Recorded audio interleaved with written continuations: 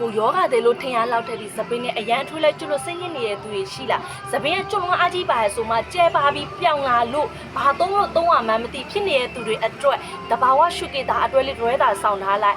သူကမြန်မာနိုင်ငံမှာပထမအောင်ဆုံးနိုင်ငံဖော်မလာနဲ့ထုတ်လုပ်ထားတဲ့အဖြစ်ကိုမှသူ့ထဲမှာခြားဆောင်ကစုံလုံးနေပူစင်ညာလို့ပါဝင်တဲ့အတွက်ကြောင့်မို့သပင်းကျွတ်တတာမယ်သပင်းရှည်မြဲမယ်ဥယျာစီပြန်ကိမယ်သူ့ရဲ့ပေါင်းစီလေးလက်ဖက်ညွတ်တန်လွင်စီနှစ်မျိုးနဲ့ထုတ်လုပ်ထားဖြစ်တဲ့အတွက်ကြောင့်ဆန်သားအဖျားနှစ်ခွက်ပြတာတိတာရောပါစေဆန်သားလေးကိုနှက်မောင်တန်ဆန်းစေဆန်သားအသစ်ထွက်နှုံးကိုပုံမိုတိုးပါစေဒါကြောင့်ကိုကဘာသုံး